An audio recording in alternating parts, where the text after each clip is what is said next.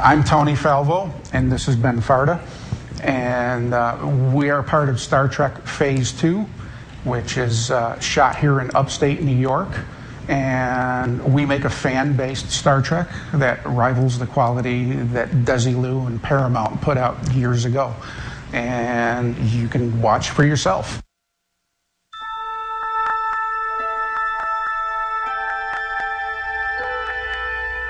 Space, the final frontier.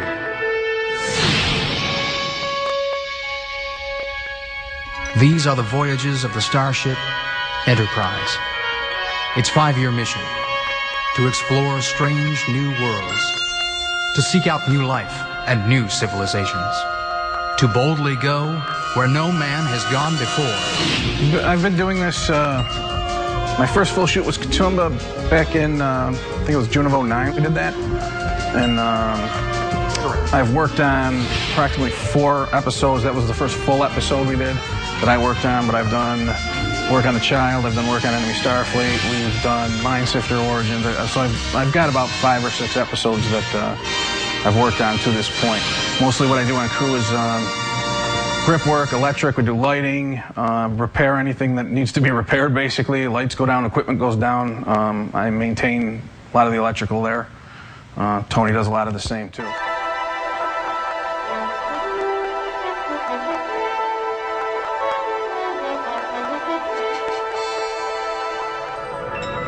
Coordinates locked in, sir. Port Hannah, New York. Energizer. And here's some CG roll coming in. I cut together a little intro. This is actually from Origins. Approaching the planet Earth. And then he did the effects here of all of us wheeling in to the transporter room.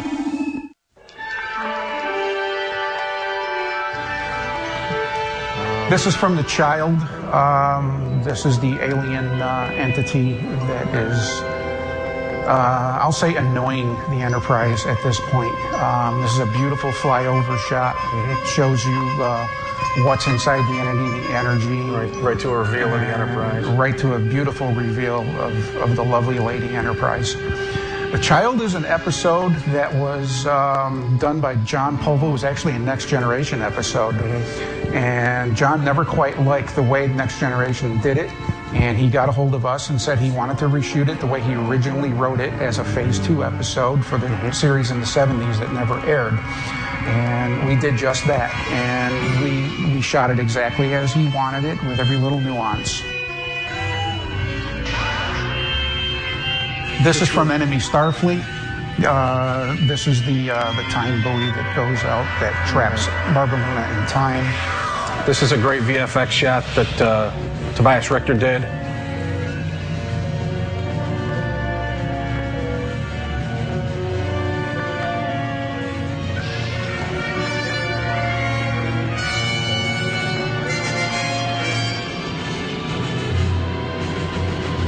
Just to comment on what he was saying about The Child with John Falvo shooting the way he did. That's one of the caveats almost of Phase 2 is that we can do things like that. David Gerald with Blood and Fire was an episode that actually they wouldn't produce because of the controversy of it. And he came in and under Phase 2 shot it just as he intended to have it shown. This is some VFX from Katoomba, and this is approaching the Klingon homeworld of Kronos, and many ships. This is awesome VFX work. Yeah, this is Klingon Home Guard. Work that he put into this is just unbelievable.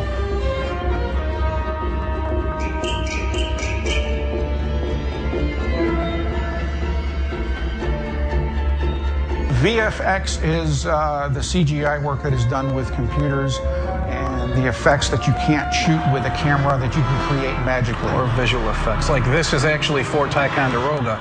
That is a complete set extension behind that brick wall of them. The entire Klingon city was dropped into there. It doesn't actually exist. It doesn't actually exist in the real world. None of that does. It's like Fort Stanwix here in Rome. It's Fort Ticonderoga is where the Revolutionary War was won. It was the headquarters. Fort Ticonderoga was in charge of Fort Stanwix and giving them orders with General Burgoyne and Benedict Arnold. There's a familiar name for you. We actually shot some stuff there that actually recreated a scene from the Revolutionary War to a T. A lot of this is enemy Starfleet, which has been released. You'll see the swipes are actually before and after, where we actually shot, and then the effect afterward. This was shot at a rock quarry. Right, and this was shot in Ticonderoga at the rock quarry. And the effects there, a lot of those explosions are real, with the scene where they're running down the hill. And I think 1 or 2 was actually added in after, and it's actually very difficult to determine which are which.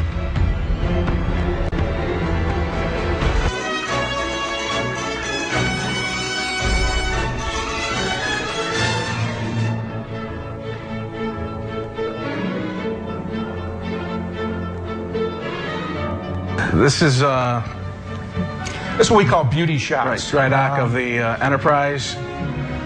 This is after it has done battle. They're doing repair to it. And again, this is... See the guy welding? Extreme detail by, again, Tobias Richter. You can see, actually, I mean, there's people walking. If you look in the windows as it pans through, you can actually see the people walking around inside the ship. This is really cool. This is a time lapse of a single shot, and it's about a 5-hour time period. It shows us working, setting up lights, flags, and getting the scene ready for shooting. There's the scene being shot with the boom mic. You see him holding it. This is actually, I think this is an Admiral scene from Mine Sifter, if I'm correct, right? Matt Busey shows you a little bit about how an HD camera works and how to look at it on a scope. And these are these steps that, here? Everything's So adjusted basically, properly. that black and that black. He's good. He's got what they call a rat box. So that one's slightly brighter. This one's slightly brighter. I actually was shooting some of this behind the scenes during certain downtime where he's doing a calibration or Sets is doing something. I take my camera and I go around and I see what people are doing and I talk to them about it. And we got to talking about him setting up his camera and doing some color balance. That's the same thing with the time lapse. If I'm busy working, like that scene, the time lapse, I'm actually in there quite a bit doing lighting. I'll just take my camera, I'll throw it up on a tripod somewhere out of the way and I'll let it run. And then I'll go back later and I'll condense it down. Yeah, we have an average of 15 to 20 people on the grip and electric team, and their job is to go in and set up all of the high power lights, get them pointed the way the director wants them, and also the way the camera needs to see them for light levels. Right, gel them, color them. Color them, gel them. It's just another box. Not much difference. This just goes on to Clarence here. He's working on what we have is this is our it's basically the Star buzzer Trek box filming unit. Yeah. When you're in Hollywood and they're shooting a movie, you will hear a bell when everyone says quiet on the set and they start rolling. Right. And when they're done rolling, you will hear 2 bells that they're done. And that's basically our unit that does that. We've hooked it up to a bell. We've also hooked it up with car starter remote controls, so the director can carry it on the set and push the button and it will go off. Now this is kind of the heart of the set right here. This is VFX artist Pony Horton. He does a lot of the after effects into the shots, things like phaser blasts, set extension add-ons, and he's walking you through the bridge right now, showing you this is Spock Station, science. He was just showing you communications. You could tell him the George Takei convention. Yeah, I went, well, me and my wife, because she likes to hear that I say that. Me and my wife went down to the convention in New Jersey, and we met George Takei. And they had this dinner thing where you could meet the stars, and they would come around to your table while you're eating and actually sit with you and talk with you. And I started talking to George about World Enough in Time, because it had just being ready to be released. And I had seen it, and it was just awesome. And I told him, you did a great job. And he said, well, you should go up there and help them. You live in New York. They shoot in New York. I says, in New York? Really? And he says, where? He said, well, it's a little town in upstate New York called Port Henry.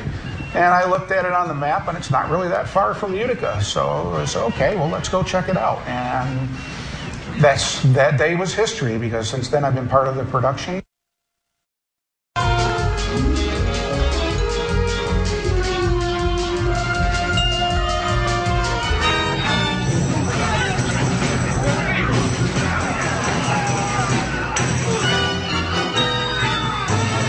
This is from Katoomba, and it's a Klingon scout ship.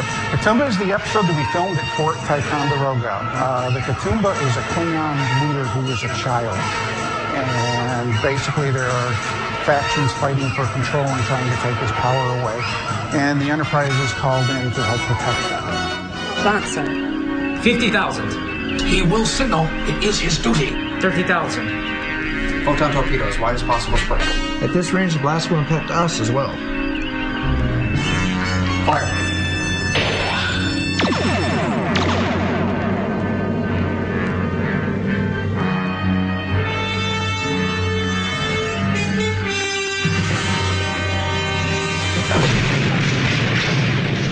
Mr. DeSalle, take damage control reports. Resume course. No, sir. He died with honor. His name will be remembered by his house. I've never been a Klingon I'd consider honorable. You have not met all Klingons, Doctor. Many of our great houses use the concept of honor as their guide. The great houses, the families which comprise the ruling class of warriors. Beneath us are the technos, the scientists who keep our empire progressing, and the servos, who provide the services necessary for our daily lives. One day our subjects may be lucky enough to join them. It doesn't matter what fancy excuse you give it. You didn't flinch at that man's death.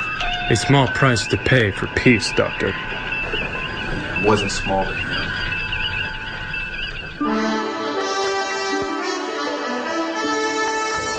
Yeah, this is where they're running tactics to The first rule of security get into work the is Klingon never home assume world. anything. The smallest detail could mean life. And there's a little bit of comedy in this. I thought the first rule was chocolate calms Chekhov.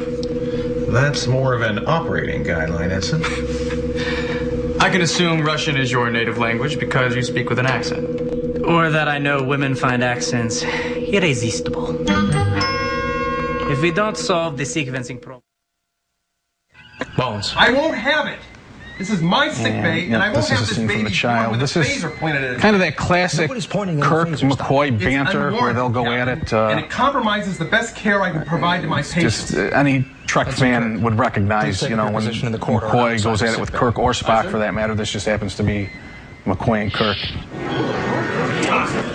This is back to Katoomba. This is at Fort Ticonderoga in the courtyard. From a Klingon warrior who This fell is in the battle. Katoomba that you're, well, that's James I ask Cawley that that I you're may looking at return right there. The man behind everything. I bring a James Cawley is the man who put this thing dagger taken together. from a Klingon warrior who fell in Started battle. just like all of us did, playing in his I basement and ask playing that I Star may Trek. return it in order to honor him And who when he served grew the up, Katoomba he had didn't know what to do with his money, I guess. So he built the bridge of the Enterprise, and we're all still playing Star Trek in his backyard. There's kind of a saying that Elvis saved Star Trek with him. Yeah, he's an Elvis impersonator. Probably one of the very best. And one of the best I've ever heard. Yeah.